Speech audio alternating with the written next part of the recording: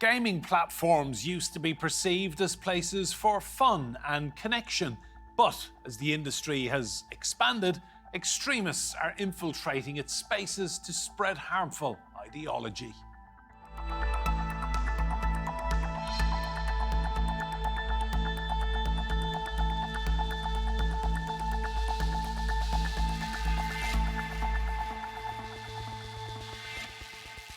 Hello and welcome to Roundtable. I'm Enda Brady. Now, what happens when digital playgrounds become hunting grounds for extremists? Research has found that gaming platforms have become hotspots for spreading hate and radicalising, with the potential to commit real-world harm. Let's take a closer look. It's a multi-billion-pound industry, attracting over 3 billion users last year. But with such a huge reach comes dangers. Extremists looking to spread harmful ideologies, organize campaigns, and even radicalize people. Under scrutiny are gaming adjacent platforms such as Discord, Steam, and Twitch. They allow users to live stream game playing, chat, and connect globally and anonymously. Moderating these spaces is difficult and has little regulation. It would be very beneficial to have, uniformed regulations at government levels in various states to kind of identify best practice on how to guide these platforms. But as you can understand, it's very hard because of the economic interest involved and because of also some resistance related to the freedom of speech. So more regulations, more scrutiny, and especially for safeguarding young people who are the ones that seem to be most exposed to these online harms. The connection between gaming and extremism isn't something new. The Christchurch mosque attacker live-streamed his deadly massacre on Facebook in 2019. He wore a helmet camera, gamifying the atrocity which killed 51 people. And in 2022, a gunman live-streamed part of his mass shooting in Buffalo on Twitch before the platform shut it down. Law enforcement has been struggling to keep up with the shift, and as monitoring is difficult, it leaves the space vulnerable and its users. Policing communities around the world are grappling with how extremist content on these platforms can trigger radicalization. So what are the dangers facing gamers, particularly young people, and how can the gaming industry and authorities respond? Well, let's meet our guests. Here in the studio, we have William Allchorn. He is Senior Research Fellow at Anglia Ruskin University. Bill Mew is a Global Cyber Ambassador for the International Association for Risk and Crisis Communication. And Marianne Russon, who is a technology journalist. And in Suffolk, in England, we have Peter Warren. He's Chairperson of the Cybersecurity Research Institute. You're all very welcome to Roundtable. Marianne, I'll come to you first. I have a teenage son. He goes online. He games, and I knew nothing about the dangers that are out there. Talk to me about your experiences, because you're a gamer too. I am a gamer too, but I do play like non-violent games, or if I play anything violent, I play it offline. So I'd say the sort of issue, if you're going to talk about radicalization and the idea of extremists being able to sort of groom young people, the way they are, the evidence, the Australian government recently commissioned a report, and their parliamentary committee found that there were instances, a lot of instances, the Australian Federal Police found that the young people were priority cases and they were being groomed on sort of war games like Call of Duty Online. So these are massive multiplayer online games. There's thousands of users playing, and they're playing contiguous sessions, fighting each other in real time. And the moment, let's say, one party dies, that whole session is gone. So how would you groom someone? You would use voice chat, right? I'm sure you must have heard your teenage son shouting at his friends into the microphone. So they'll be speaking to them, and they might say, hey, would you like to join my Telegram group? Or can I get your Discord username? This is my Discord username. This is an online community. It's like a chat messenger app. You can chat to afterwards. And then over Discord, maybe they could send a link to someone to join a group and start radicalizing them. The point is, what kind of technology would you have to put in to scan real time all these young men shouting at each other, filter out them swearing at each other over shooting the wrong person, and find those secretive messages of someone trying to radicalize someone? That's a huge amount of money And technology, if you hadn't heard, it didn't have any money right now. And what, William, just on that point, I mean, the gaming industry is huge. I read a statistic that it's last year 5 times the entire movie industry globally. Gaming is huge, so we shouldn't be surprised that extremists are going in there to try and radicalise young people. No, and I think what we've seen a lot is people moving online during the pandemic. A lot of these groups have taken kind of a pragmatic kind of opportunity to insert themselves on these platforms and use gaming as a way to attract younger people who might not be aligned with the ideology, but using kind of common hobbies and like the esports kind of dimension of things to really boost kind of engagement with younger people. So, Bill, millions of young people around the world will have been given Christmas presents, games. They will be now getting into this whole new world, which is quite exciting. And they're locked away in their bedrooms. Parents see this technology as basically cheap childcare, don't they? Well, I think we're in a world where parents are somewhat overprotective in the real world and underprotective online. We're seeing a generation of children grow up who aren't necessarily allowed to run wild in the parks and with their friends in the way that many of us did as children, because there is a level of overprotection in the real world. But the same parents are being far less protective about what's happening in the secrecy of the bedroom when they're online with their chums and their gaming associates. And therefore, there is a real dichotomy here. And we're talking about the communication that might happen around gaming. And obviously, a lot of children and a lot of people are isolated in a slightly artificial reality when they're doing this. But the extent to which actually, are they being radicalised, or are they just sort of having relatively innocent fun? We need a lot more empirical evidence around what's really happening here, and whether we seriously want to differentiate between that and what happens in social media anyway, because there are so many social media platforms and so much social interaction going on. Are these gaming platforms, or the gaming associated ones, any more dangerous? Pete, that's a really good point Bill makes, isn't it? That a lot of modern parents will be drilling into children the dangers of strangers in the real world, and yet not really being that educated themselves about the problems and dangers that exist in these gaming platforms. I think that it was ever thus, though. I'm an advisor to an online game which has just been launched. I won't mention its name because I don't want to do any advertising, but that is a game which is aimed at teaching morality to children. It's aimed at, perhaps I suppose you could say, proselytizing a particularly ethical worldview. Now, increasingly, those educational games are going to start, and we're seeing that already. It's one of the things that a lot of teachers and educationalists have been thinking about doing. So this issue of proselytization within games, we're not talking about some of the games that have been discussed here, the sort of shoot 'em up Call of Duty things. We're talking about the potential progression from here, because the point must be made that ethics is subjective. One man's freedom fighter is another person's terrorist. Thanks, Pete.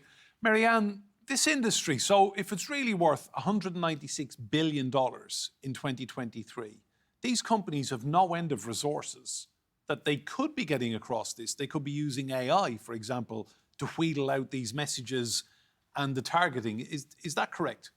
So what they are going to need to do, the issue they're going to need to do is they're going to have to start, it's going to require them to store a lot more data, right? If you think huge multiplayer games, you're logging in from different servers, you're all connecting to a central space, you're playing games in real time, and then that data is being wiped so you can start a new session to fight someone else. It would require you to sort of store data and have the ability to scan it all in real time, check those messages, and then have teams to log what those messages are saying and analyze them, double check, and then report them to the police.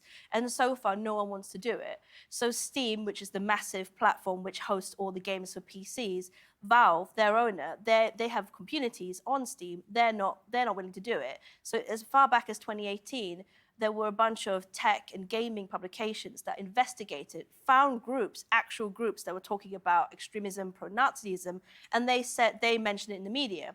When they asked Valve to comment, Valve refused to respond to any request to comment, just quietly deleted them off the internet and wouldn't put any statements out. If you look on the internet today, you can find no statements from Twitch, which is basically the live streaming website. You can find nothing from Discord, who are the gaming app, so you can talk to people, and voice chat. Nobody wants to say anything. And I think they're hoping they don't get pulled into it, that they're not considered to be social media. And so what think tanks are now saying, particularly in the US, they're saying we need a safety task force whereby the politicians force gaming companies. They're saying that they could, in theory, do it. They're saying, yes, in theory, we feel they could do it. And I think Will could probably fill us in a bit more about that. Yeah. Theoretically, they can, but they don't want to, and they don't see themselves as social media companies. Well, we did reach out to Twitch and Discord for comment, and we will get back to that. William, am I right in thinking that with each gaming session, that's the end of it? Once you end the gaming session, all the messages that were exchanged in that time frame are dead and gone? Yes, for the majority, unless they're kind of flagged or reported to the platforms, then they're kind of triaged by content moderators and seen whether they need to take further action or escalation. But even within that, we've found within our research, talking to human content moderators, that a lot of people who abuse the term of service allow back on, and that there is an element of kind of recidivism and ways of people getting around some of these things. So, yeah, if there isn't proactive moderation going on, it's largely based on self-reports. But even or based on those self-reports, the extent to which the problem is eradicated is somewhat limited, let's say, at the moment. Yeah. So really, Bill, if you are trying to recruit or radicalise young people, these gaming platforms are perfect then, because all the evidence vanishes as soon as they stop playing. Is that correct? Yes, except it's not within the game as such that you're necessarily going to have much of the engagement to radicalise someone. It is going to be in the adjacent platforms such as Twitch or Discord, where a lot of that interaction, where a lot of the influence occurs. And you need to differentiate not only in terms of where things are occurring, but where the resources are. The gaming firms are making enormous profits and are very profitable, but the environment that they provide is ephemeral. It disappears very quickly. What the adjacent platforms, the Twitch and the Discord, are actually far less profitable in their operation, and that's where much of the discord is happening. And it's far more like the social media platforms, which again themselves have much of the same type of interaction and much of the same sort of characteristics, and a lot of similar influence occurs there. But you just need to look at what Elon Musk is doing with Twitter. He arguably is the richest person in the world and could be doing a lot more around moderation, and yet he is absolutely dumbing down the level of content moderation on Twitter and therefore not setting a good example. And when he's doing that, how can actually you turn to Twitch and you could turn to Discord and say, well, you guys aren't doing enough. The problem is very broad, and we actually need to have an international approach that is actually going to target all of these platforms and have a level of surveillance that is moderated, so that you're not overstepping the mark with freedom of speech and privacy, but which is actually effective and targeted. And that's going to require automation, because we're talking about an enormous volume of communication here. And the current automation tools are very good at sifting through text, because that's very easy to understand. They're reasonable with voice, because you can take voice to text automation and then translate sift through the text. But when it comes to video, it is enormously difficult to sift through video in real time, because there's a lot of data involved. It's very difficult to interpret what's going on. There are a lot of automated systems that struggle to tell the difference between a cat, a dog, and a terrorist. And we saw in Christchurch that it took a small amount of time for the platform to identify that this was a horrific content. It was able to produce a fingerprint. This was the mosque gunman. With the mosque gun. They were able to use a fingerprint such that that fingerprint was used to prevent 1 million attempts to re-upload the video because they had the fingerprint. But you can get around that. All you have to do is to apply a sepia filter or change the frame speed or the sort of the frame aspect, and it comes across as a completely different video and can be reposted. And you have to have a complete new fingerprint. So it's a massive challenge. It takes a lot of resource. And if Elon Musk isn't willing to put his money into this, how can you expect the others to? Peter, that's a really good point, isn't it? Where is the leadership on this? And talk to me about regulation. Well, I mean, leadership, you could say this is a new area, but I'd like to return to that in a little while. If you think about the Southport incident that Bill mentioned, there were people who were operating behind the scenes there. They were operating behind the scenes and they were already in communication. Now, one of the things I think that you've got to think about with this is that you have similar groups of people who have an intent operating behind the scenes. So they will be saying, look, we need to recruit a particular person at this particular time to help us. So the idea that there's this randomized recruitment that's going on, I think you have to look at that very carefully.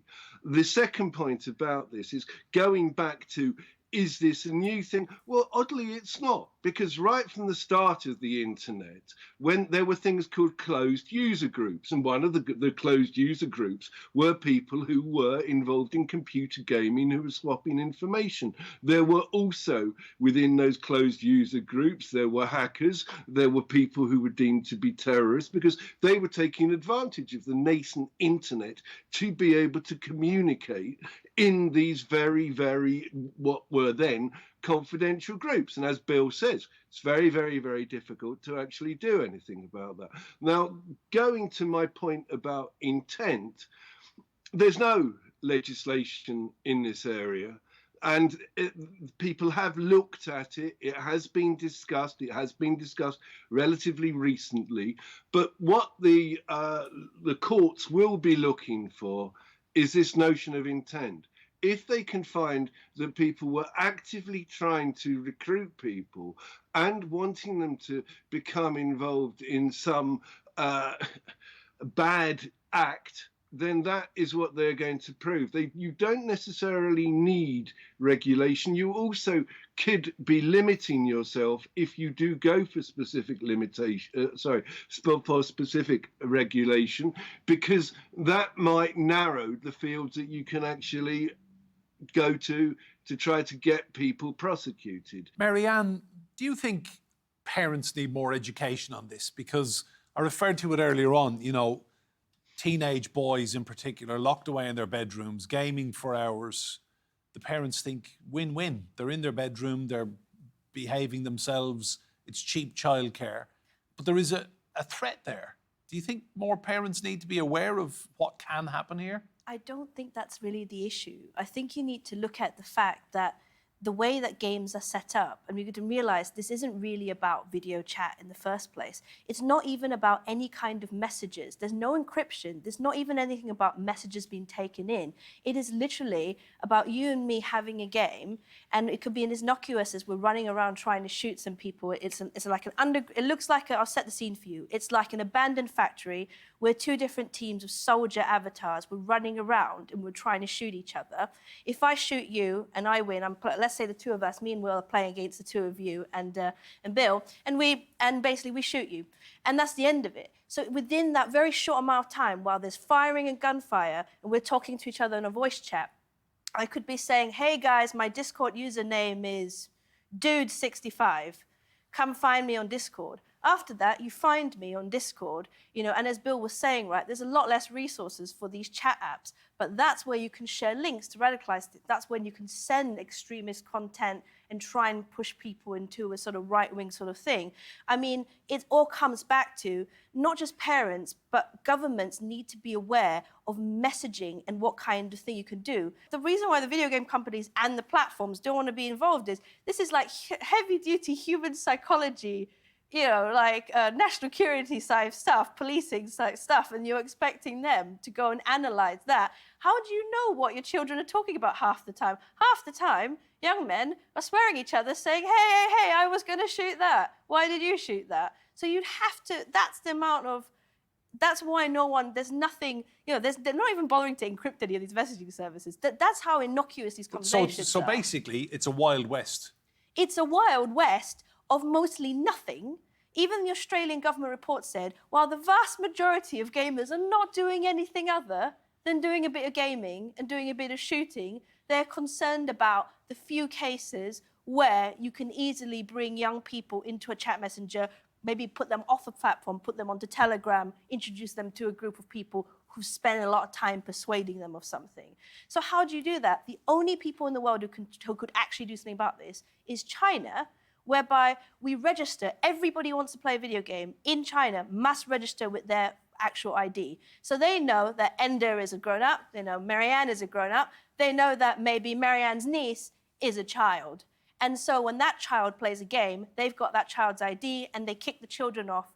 You're only allowed to play games on weekends, 1 hour a day, and then you get booted off the system. If you want to play for longer than that, you have to borrow your parents' ID to play. So that's William, the only way you can do it. William, I'm guessing the majority of countries don't want to go down the Chinese route?